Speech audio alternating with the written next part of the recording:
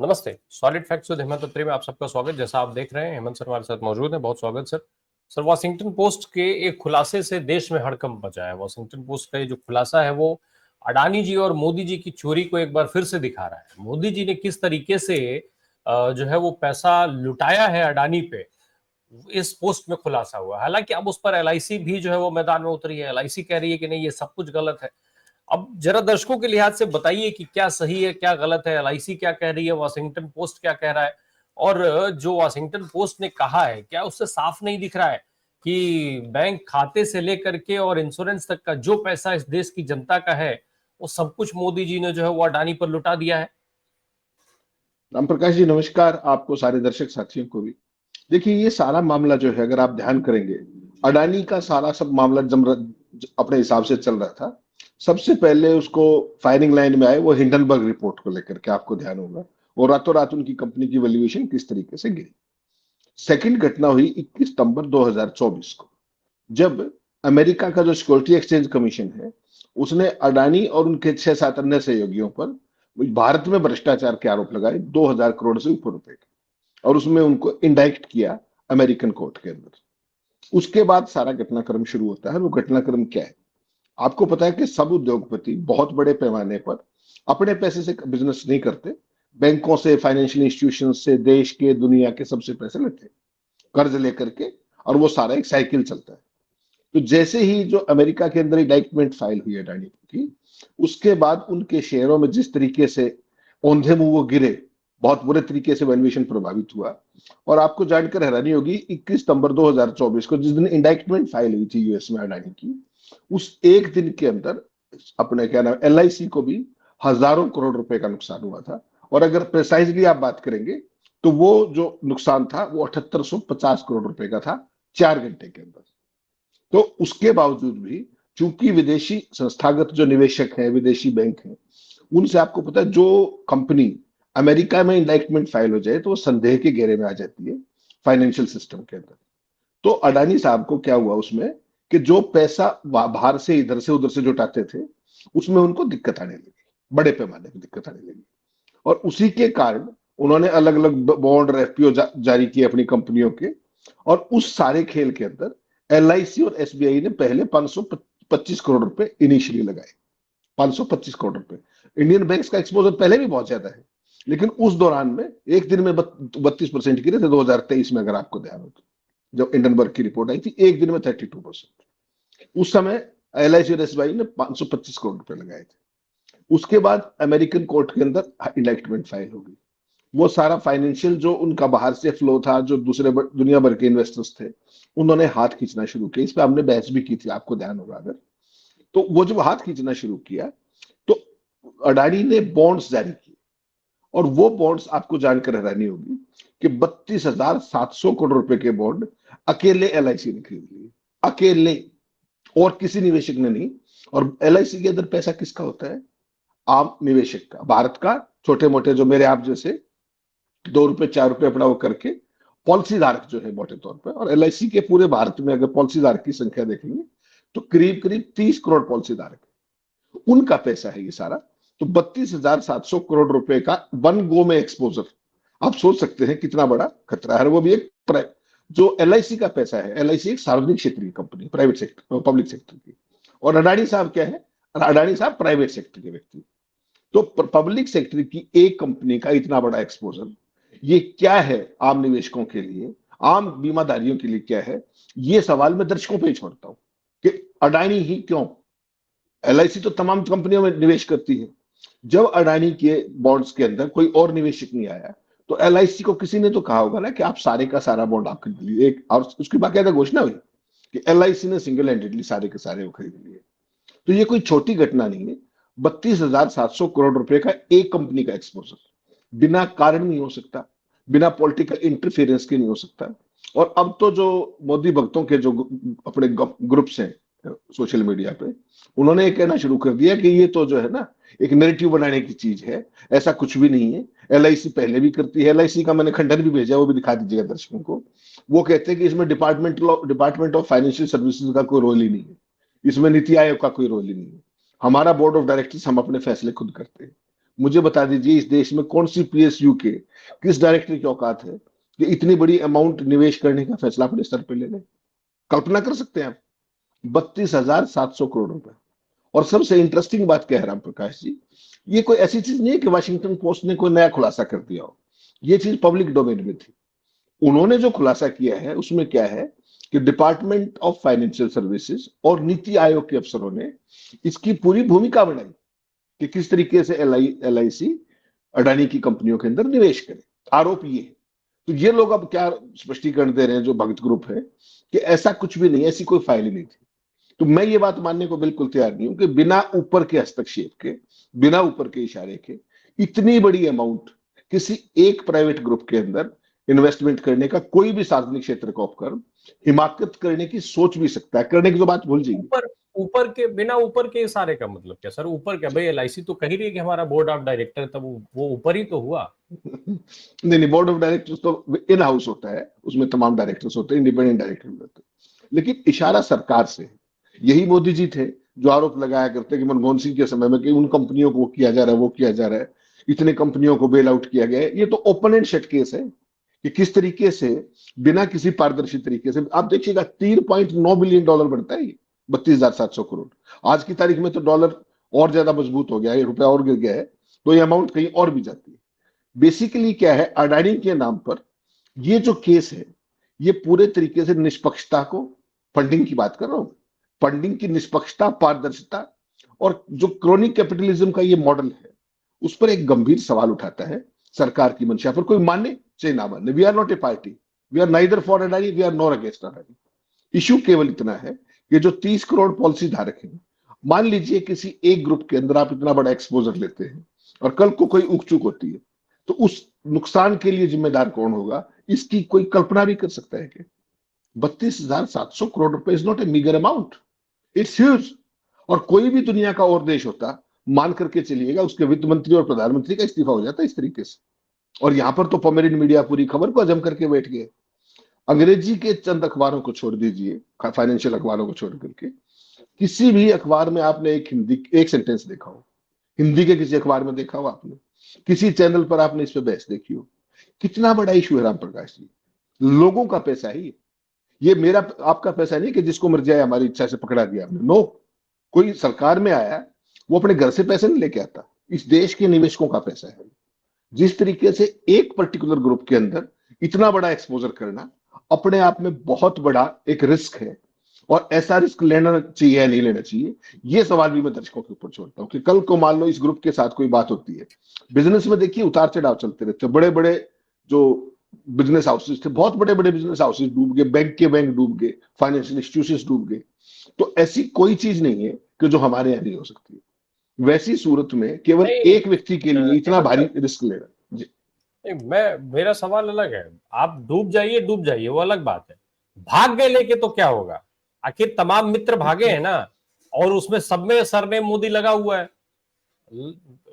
मेरे ख्याल से लगभग सभी में लगा हुआ है, सब में मोदी लगा हुआ है, और लेकर के भागे हैं। डूबना तो अलग की बात है, लेकर के भाग गए तो क्या होगा? नहीं नहीं, वो तो फिर जो भागे तो भागे ही हुए, उनको तो बता रहे हैं उन देशों के अंदर जा जाके कि हमारे बॉम्बे की जेल में ये सुविधाएं देंगे, हम ये सुविधाएं देंगे, उनको टॉर्चर नहीं करेंगे, उनके साथ ये नहीं करेंगे, उनके साथ वो नहीं करेंगे। वहां पर उसको ये बताने की बजाय कि इसकी भारत को क्यों जरूरत है, इतने हजार करोड़ रुपए लेके भागा है, भारत सरकार उसकी सुविधाओं को लेकर के जस्टिफाई करने की कोशिश कर रही है। और मोदी जी क्या कहा करते कि फलाने को घसीट के लाएंगे इंडिया में, उसको लेके आएंगे घसीट के, दाऊद इब्राहिम को, फलां को। जो इनके शासनकाल में इतने भाग्य पैसे लेकर के हजारों करोड़ रुपए, उनमें से कोई एक आया तो उसका नाम बता दे मोदी जी, या वक्त बता दे कि फलाने को मोदी जी घसीट के लिए आए। तो वो पॉलिटिकल तकरीर जो कहते हैं ना, अमित शाह जी कहते हैं कि वो जुमला ठीक है, 15 लाख का भी जुमला ही था, घसीट के लाने को भी जुमला ही बता देंगे। लेकिन सवाल ये है कि जितने भागे कैसे, इससे पहले तो आपने इतनी बड़ी संख्या कभी नहीं देखी होगी कि हजारों करोड़ लेके कोई आदमी गायब ही हो गया। आज वो किसी देश में है, उसको पकड़ने की कोशिश की जाती है, एक जहाज दिखाया जाता है, दुनिया भर की नौटंकी की जाती है। सवाल केवल इतना है कि वापस कौन आया, और नहीं आया तो क्यों नहीं आया। जिन देशों के अंदर वो गए हैं सबके साथ हमारी वो है, ट्रीटीज है, क्यों नहीं ला पाए उनका? हमारे मेहुल भाई से लेकर के तमाम जो नीरव मोदी, फला मोदी, अपने क्या नाम है, किंग फिशर वाले, विजय माल्या, नाम गिनते जाइए आप, शाम हो जाएगी। वो सारे हम्म। का सारा ये प्रकरण पैसे लेके भागने का मोदी जी के ही शासन में क्यों शुरू हुआ? सवाल तो ये भी है ना। और यहाँ जिनके पैसे गए वो अपना रोना रो रहे हैं, और वहां वो सब जाकर के मौज मस्ती कर रहे हैं। रोज एक से एक भव्य शानदार पार्टियां होती हैं, और उन पार्टियों की तस्वीरें बाकायदा सोशल मीडिया पर वायरल होती है। ये परिस्थिति है। खैर सर, एक चीज है, देश में जो कुछ भी है, जो भी संसाधन है, जितने भी तरीके के माध्यम बन सकते हैं, वो सब आप अडानी को दे रहे हैं।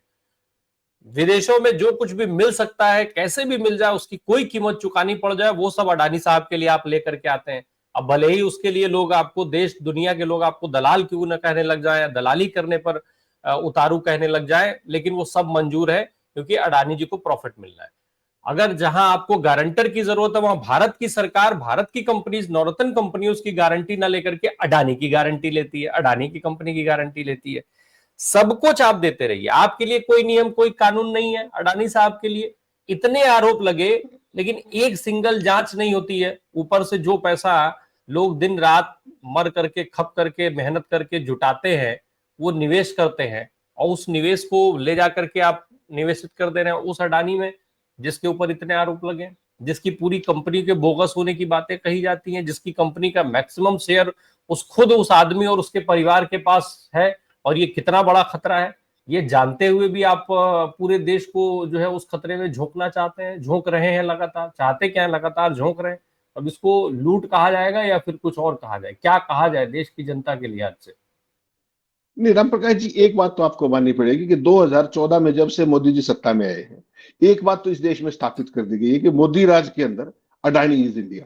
जिस तरीके से उनको सब सारे संसाधन जो हमारे हैं, चाहे पोर्ट्स हो चाहे एयरपोर्ट्स हो, बहुत ही सिलेक्टिव तरीके से इस तरीके की बिड्स प्लान की जाती है कि वो केवल और केवल अडानी को मिले और उसका मैक्सिमम लाभ अडानी को हो। पोर्ट्स देख लीजिए, एयरपोर्ट देख लीजिए, और तमाम दुनिया भर का इंफ्रास्ट्रक्चर देख लीजिए, तो ये आरोप है सरेआम, इसमें कोई कंफ्यूजन नहीं है। और इसका कभी भी कोई भी उस तरीके का ब्लेटेंट जो सरकार की तरफ से खंडन हो, वो नहीं आता है बेसिकली। दूसरा, जब भी मोदी जी विदेश में जाते हैं, आपने देखा होगा मोदी के साथ या मोदी के आगे या पीछे अडानी जी उस देश में पाए जाते हैं। और ये आरोप अब सरेआम है कि श्रीलंका से लेकर के बांग्लादेश से लेकर के तमाम देशों के अंदर किस तरीके से ठेके दिलाने की मदद की गई अडानी साहब की कथित तौर पर। तीसरी जो सबसे बड़ी बात है कि जो ठेकों के अलावा, विदेशी ठेकों के अलावा, तमाम ऐसी निजी कंपनियां हैं जिनके ऊपर इस तरह का आरोप है कि ईडी, सीबीआई और इनकम टैक्स किस तरीके से उन पर प्रेशर बना करके और उनको औने पौने दामों में अडानी जी उनका वो करते हैं, कथित तौर पर उसको अधिग्रहण करते हैं। ये तीन चीज ऐसी हैं जो अपने आप में इस देश में भूतपूर्व भविष्य थे। उद्योगपतियों के डेलीगेशन मनमोहन सिंह के साथ जाते थे, तमाम प्रधानमंत्रियों के साथ जाते थे, लेकिन उन्होंने कभी, आपने वो पिक्चर नहीं देखी होगी कि स्टेट बैंक की चेयरमैन मोदी जी अडानी ऑस्ट्रेलिया में माइंस के बारे में ओपनली वो कर रहे हो। ये कभी नहीं होता, प्रधानमंत्री का काम थोड़ी, ये तो कंसर्न इंडस्ट्रियलिस्ट का है, निवेश बढ़ाना है, वहां से निवेश लाना है, जो भी करना है। लेकिन ये सरेआम इस देश में देखा गया बेसिकली। एक चीज आपको माननी पड़ेगी कि जो आज खड़गे साहब ने एक बड़ी अच्छी बात की, खड़गे साहब ने कहा कि डायरेक्ट बेनिफिट ट्रांसफर का सबसे बड़ा अगर कोई लाभार्थी इस देश में, तो इस देश के 80 करोड़ 82 करोड़ लाभार्थी नहीं, वो सबसे बड़े अडानी है। कि किसी भी कष्ट में हो, सरकार का पैसा, लोगों का पैसा किस तरीके से पलक झपकते ही अडानी की मदद के लिए आ जाता है। जब पूरी दुनिया में फाइनेंसिंग करने वाला कोई नहीं था, फाइनेंशियल इंस्टीट्यूशंस ने हाथ पीछे खींच लिए थे। जो एससीसी का, जो सिक्योरिटी एक्सचेंज कमीशन का जो इंडाइटमेंट आया, उसके बाद जिस तरीके से भारत सरकार ने एकदम, एलआईसी ने जो मदद की, वो बेसिकली समझिएगा क्या है। अगर वो मदद ना की गई होती तो क्या आपको लगता है अडानी साहब जो अपने पुराने कर्ज हैं उनको सर्विस कर पाते? और इंटरनेशनल मार्केट में अगर आप एक बार अगर लोन सर्विस करने में डिफॉल्ट किए, तो आप समझ सकते हैं आपके ग्रुप का क्या होगा। ये केवल एक भयावता की तरफ इशारा कर रहा हूं मैं, केवल भक्त इस बात को दिल पे ना ले, ये हकीकत है।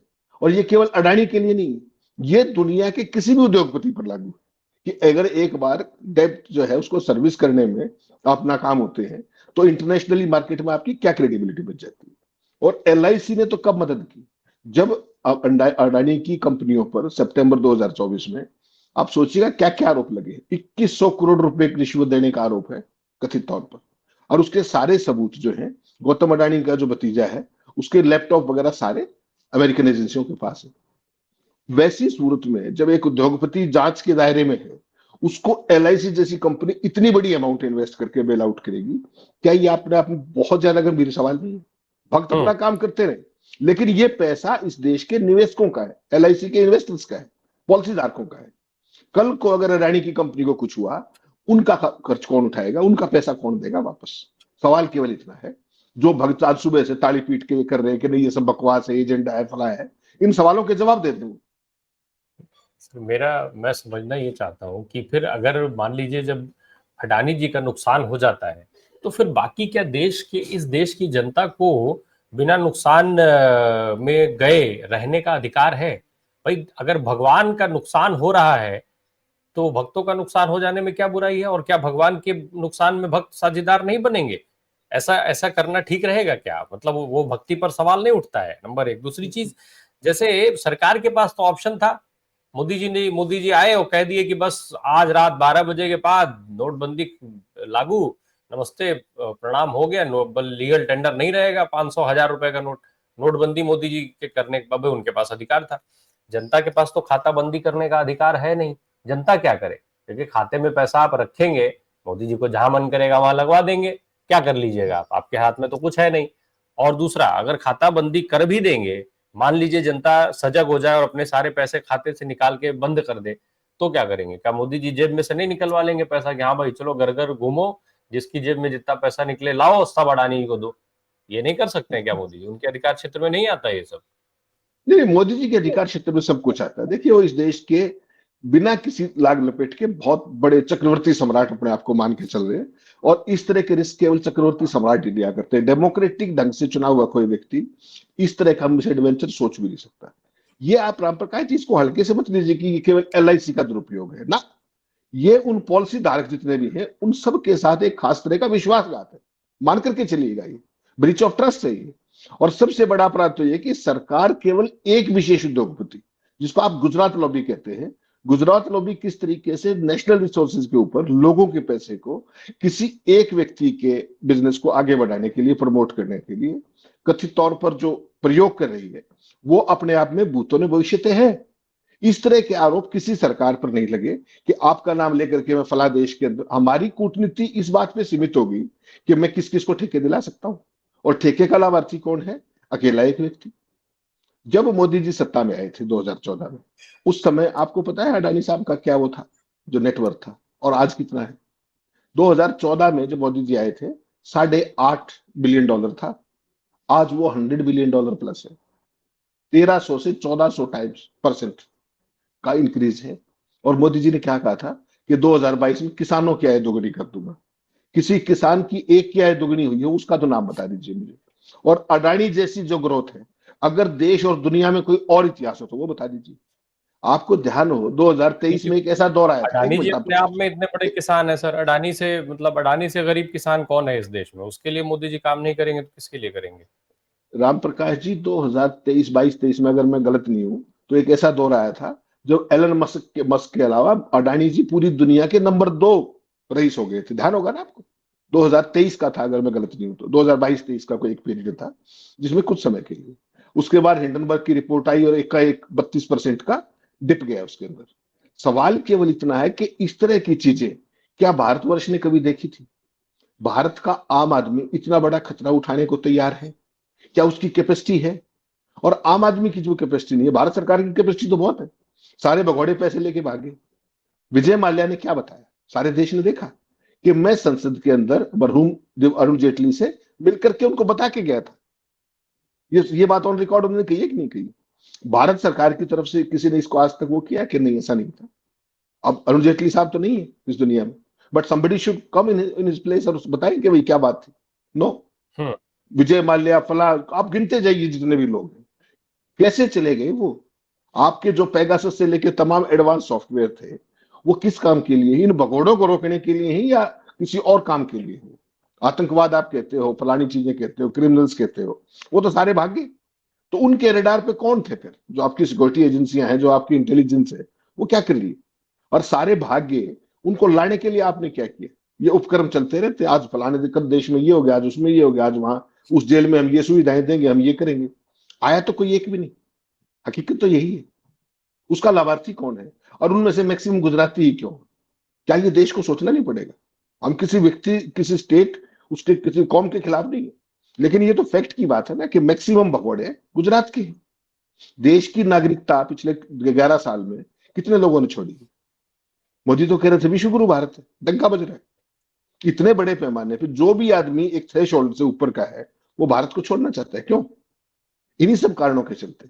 पॉलिसीज के अंदर आपकी स्टेबिलिटी नहीं है। आज एक पॉलिसी है, कल दूसरी पॉलिसी है, परसों तीसरी पॉलिसी है, और सारी की सारी नीतियां केवल एक उद्योगपति को फोकस में करके बढ़ाई जा रही है। अब देखेंगे, तुलना करेंगे, तो अंबानी और अडानी का जो ग्रोथ है मोदी जी के टाइम में, उसकी तुलना में अगर किसी और का इस देश में कभी हुआ हो हिस्टोरिकली, तो कोई ना कोई कारण तो होगा ना।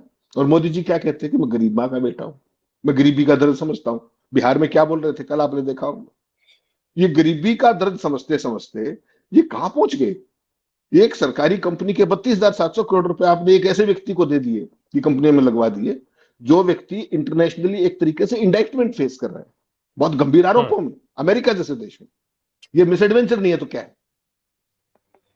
मेरा हालांकि देखिए, मेरा मतलब ये सब मामले, ये बेकार की बातें, इसको बंद करना चाहिए। इस तरीके की बातें नहीं होनी चाहिए। मोदी जी के फैसले पर सवाल उठाया जाना, वो भी अडानी जी के मामले में, ये सब ठीक नहीं है। मुझे लगता है देश के लोगों को, हम लोगों को भी इस मामले में जो है वो शायद इस तरीके की हिमाकत नहीं करनी चाहिए।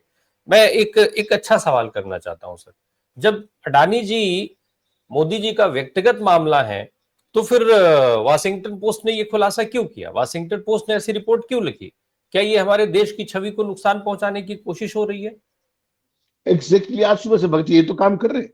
पूरा राइट विंग और कर कह रहा है कि विंटर सेशन आने वाला है, बिहार का चुनाव है, और जो अपने जर्नलिस्ट हैं, वो एक्टिविस्ट हैं, उनको ये नहीं करना चाहिए, वो टूल किट है, वो सारे क्योंकि हमारे यहाँ तो देखिए ना, एक बात, हमारा जो देश में मीडिया है, वो तो मोदी जी के कंप्लीट कंट्रोल के अंदर है। मीडिया और सारे के सारे इंस्टीट्यूशंस एब्सोल्यूट कंट्रोल और कमिटमेंट, कमिटेड के साथ, they are all committed to Modi ji now, there is no doubt about it.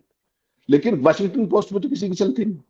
तो आज सुबह से भक्तों ने क्या किया कि जो पत्रकार जिसने लिखा है, रवि नायर और दूसरे, वो सारे के सारे एक्टिविस्ट हैं, वो भारत विरोधी हैं, ये अमेरिका का प्रोपेगेंडा है, अमेरिका भारत को विकसित नहीं होने देना चाहता। जैसे अडानी जी ने कहा था पीछे तिरंगा लगा करके, जो बैठ के राष्ट्र को संबोधित किया था, उन्होंने, ध्यान होगा ना आपको, कि भारत के विकास से उन्होंने अपने आप को भारत मान लिया। इसलिए मैंने कहा कि ये जो आज वाला केस मैंने देखा, इसके बाद कोई शक मुझे नहीं बताया कि मोदी राज में Adani is India, and this democracy of the Adani, for the Adani, by the Adani.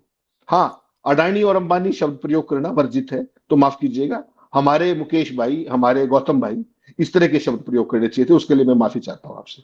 लेकिन हकीकत क्या है, ओवरऑल अगर स्कीम ऑफ थिंग्स में देखेंगे, गुजरात लॉबी ने ना केवल डेमोक्रेटिक इंस्टीट्यूशंस, ना केवल फाइनेंशियल इंस्टीट्यूशंस, बल्कि बिजनेस को भी एक ऐसे तरीके से मोनोपोलाइज करने के रास्ते पर निकल पड़ी है वो, कि जो सरकार चाहे, जिस रूप में चाहे, उस उद्योगपति को वो काम मिले, वो टेंडर मिले, वो ग्रुप मिले, जो भी उनको करना है वो मिले। ये आपने मुंबई एयरपोर्ट से लेकर के तमाम ऐसे एग्जाम्पल देखे होंगे, तमाम कंपनियों के अधिग्रहण देखे होंगे कि एक तरफ यह रहा कि अडानी को पैसे नहीं मिल रहा, अगले दिन पता लगता है कि उन्होंने इतनी बड़ी कंपनी खरीद ली। और ज्यादातर जो भी कंपनियां वो खरीदते हैं, वो बीमार कंपनियों को सस्ते पौने पौने दामों में, जो एनसीएलटी के तहत और तमाम दुनिया भर के, उन पे उनकी नजर रहती है, क्योंकि कौड़ियों के भाव मिलने का खेल है।